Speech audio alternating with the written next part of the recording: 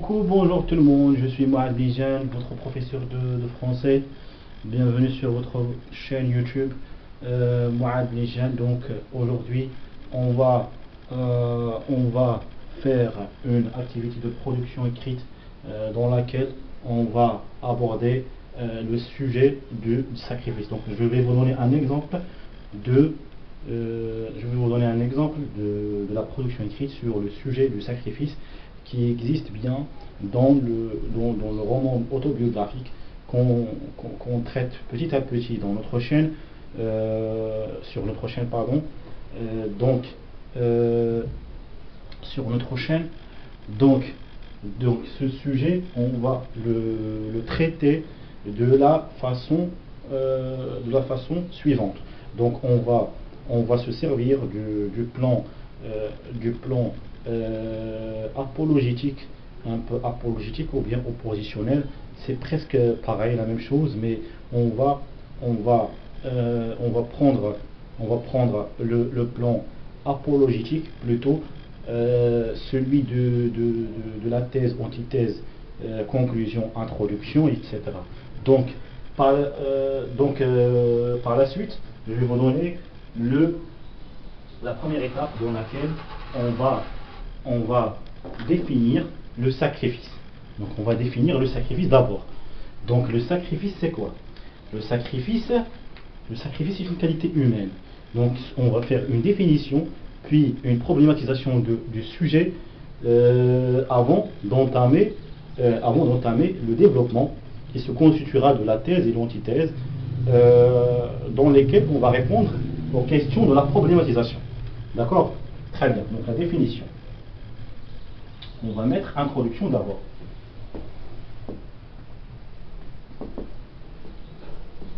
Introduction. Dans l'introduction, on va définir le phénomène du sacrifice. D'accord? Donc le sacrifice, c'est quoi? C'est une qualité humaine. C'est une qualité humaine positive qui permet aux autres de profiter de la bonté d'une personne. D'accord? Donc c'est le sacrifice. Le sacrifice est une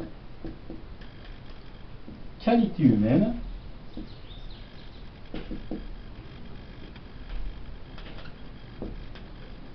positive qui permet aux autres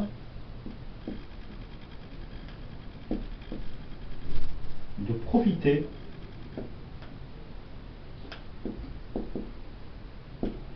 de la bonté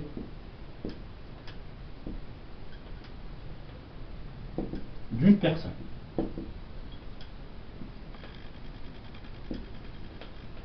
Donc c'est toujours une présentation simple, humble, facile à assimiler, facile à reproduire. D'accord? Donc il ne comporte pas au-dessus de 4 lignes, 3 lignes. D'accord? Donc c'est ça la bonne introduction. La bonne introduction, il comporte uniquement de 3 jusqu'à 4 lignes dans lesquelles on fait la définition du phénomène traité. D'accord? Donc par la suite, on va mettre en évidence deux questions auxquelles on va répondre dans le développement, et qui nous feront faciliter la lecture et l'analyse de notre production écrite par le correcteur. D'accord? Très bien. Donc la première question, c'est quels sont les exemples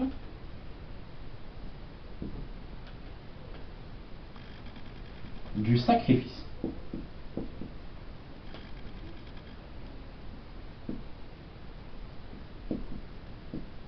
Deuxième question, donc on va se contenter de deux questions.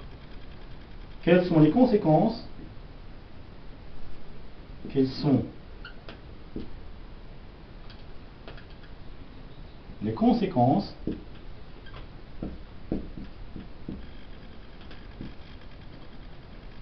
de celui-ci.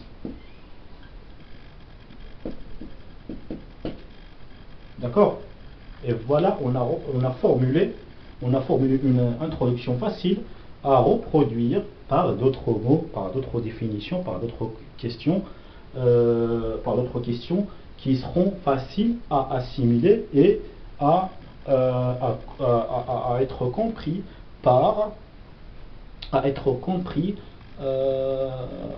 ou bien comprises par le correcteur. Très bien. Donc on passe maintenant au développement. Le développement.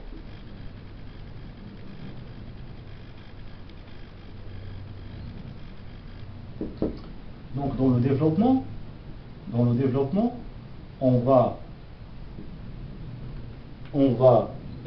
diviser notre tâche en deux parties. Une partie dans laquelle on donne des exemples du sacrifice et dans laquelle, la première partie en l'occurrence, dans laquelle on met en évidence des appuis sur l'idée positive du sacrifice. D'accord? Très bien. Donc certes,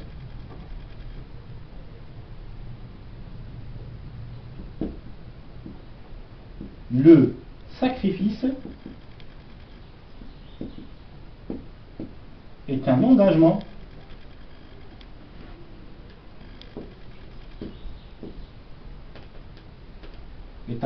pour le contentement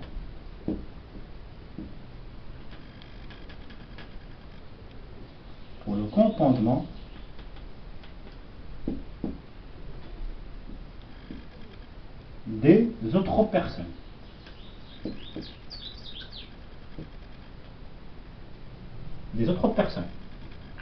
Donc on va développer par la suite, on va étaler nos exemples qui vont enrichir cet argument. D'accord? Très bien. Donc, à titre d'exemple, pour montrer au correcteur qu'on avait étudié tout le roman et on avait assimilé le roman, donc on va donner un exemple du sacrifice à partir du premier roman autobiographique d'Ahmed Safarewi, La boîte à merveilles. Celui, en l'occurrence l'exemple, donc celui de la Aïcha qui s'est sacrifié en vendant ses bijoux en faveur de subventions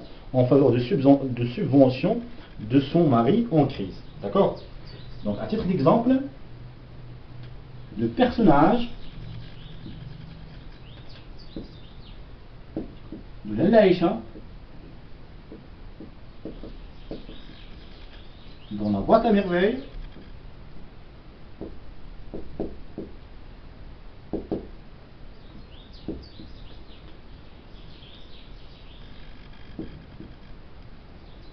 qui a vendu ses bijoux pour subvenir, c'est-à-dire aider financièrement pour subvenir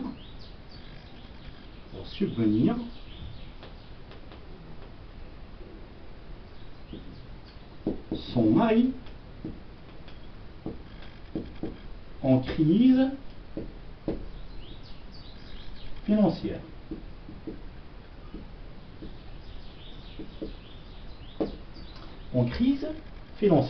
D'accord? Et on va étaler d'autres exemples pour étayer notre réflexion. D'accord? Donc, à titre d'exemple, le personnage de l'Aïcha, dans La boîte à merveilles, qui a vendu ses bijoux pour subvenir son mari en crise financière. D'accord? Donc, on va procéder à d'autres exemples, comme je vous ai dit, pour étayer notre réflexion sur le sacrifice positivement. D'accord? Très bien. Donc,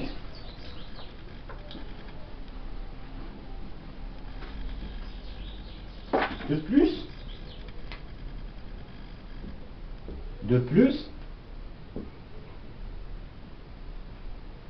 une personne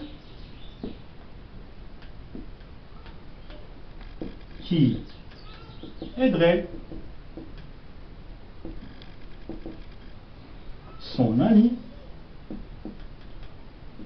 en lui prêtant de l'argent, en lui prêtant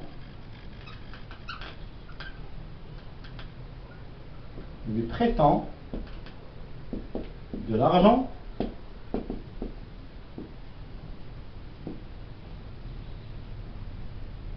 est un acte de confidence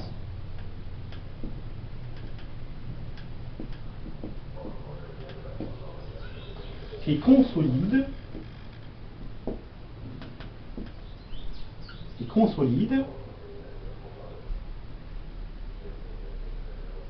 leur confiance réciproque et le lien d'amitié.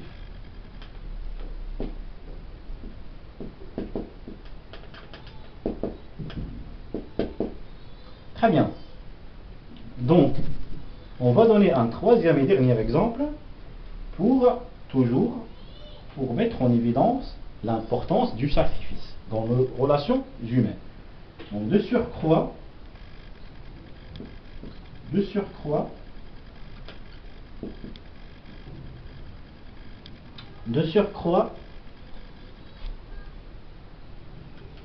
un bon couple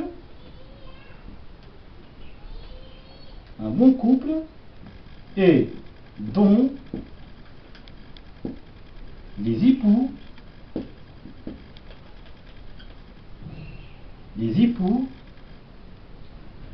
font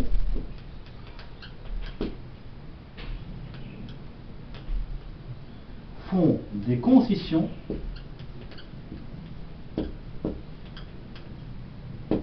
pour la consolidation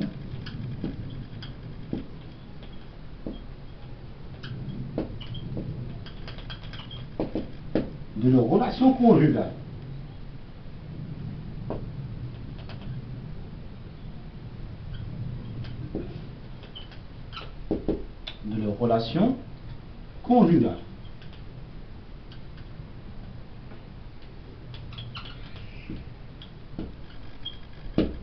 D'accord?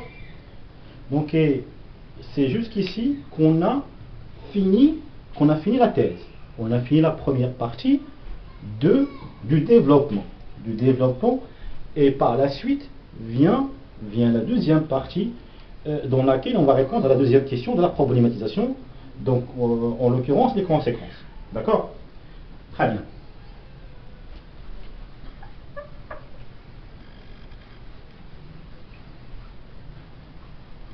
Donc la thèse, elle commence toujours par un connecteur logique d'opposition.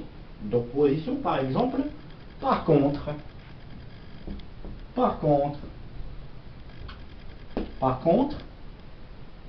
le sacrifice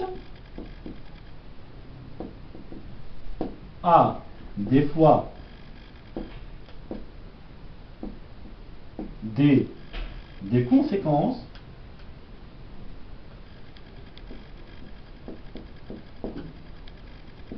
négatives.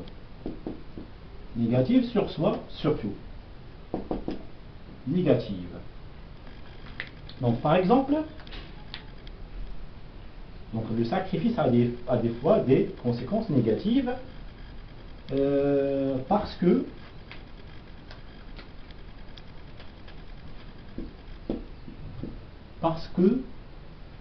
les autres croient que notre engagement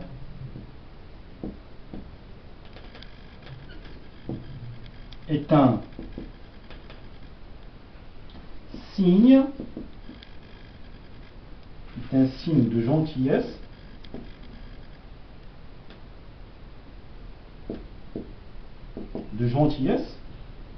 à outrance qui leur donne une fausse impression,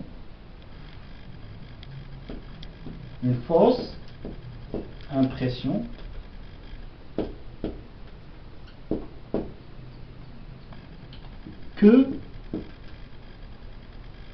notre personnalité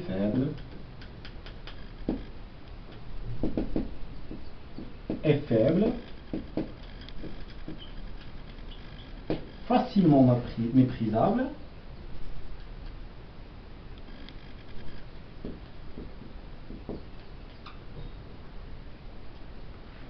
donc facilement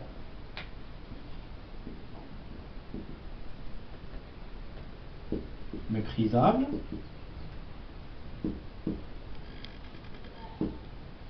et que cela leur permettrait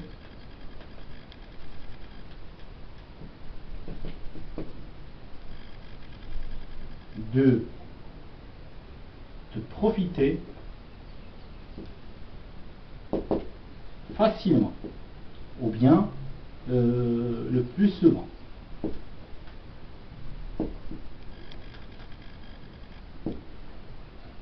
D'accord? Donc,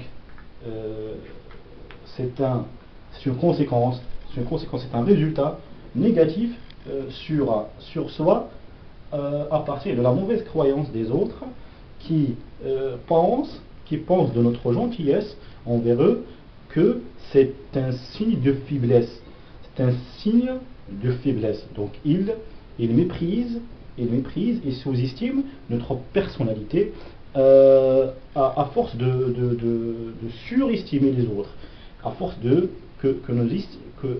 que nous surestimions les autres. D'accord?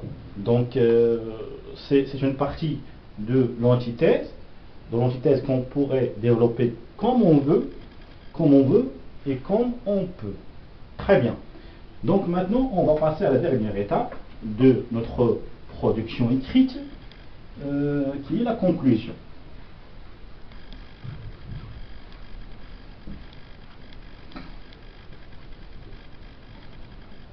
Donc la conclusion.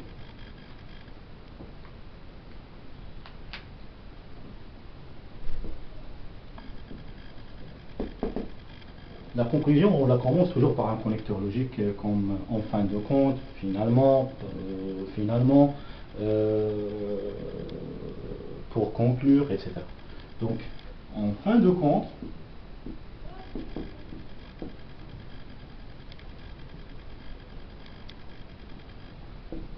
dans cette dernière étape, on doit joindre les deux parties du développement, et ainsi joindre ces deux parties à l'introduction pour en tirer une idée générale qui pourrait ouvrir un autre débat, ou bien être un moyen de prêter attention au lecteur, ou bien au correcteur, pour se poser la question à lui-même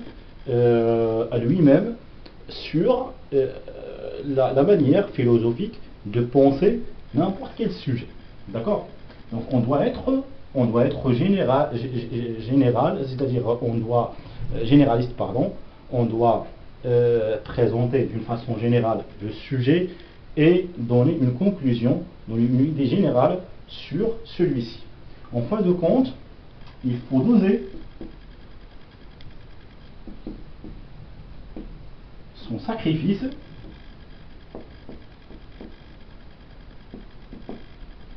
avec les personnes convenables à notre amitié, à notre vraie amitié,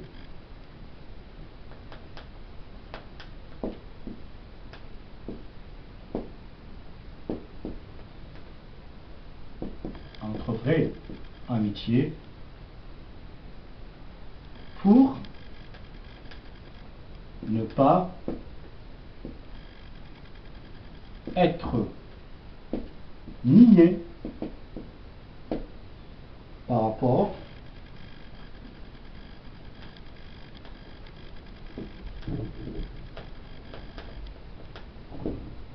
à la véritable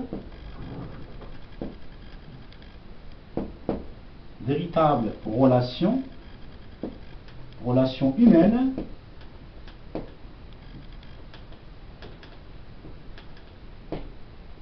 qui nous lie à eux, bien à elle, qui nous lie à elle.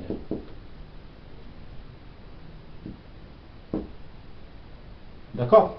Donc, c'est une conclusion qui généralise le sujet et donne un aperçu général sur le sujet de façon neutre. D'accord? Donc, sur ce, on arrive à la fin de notre vidéo, de notre cours.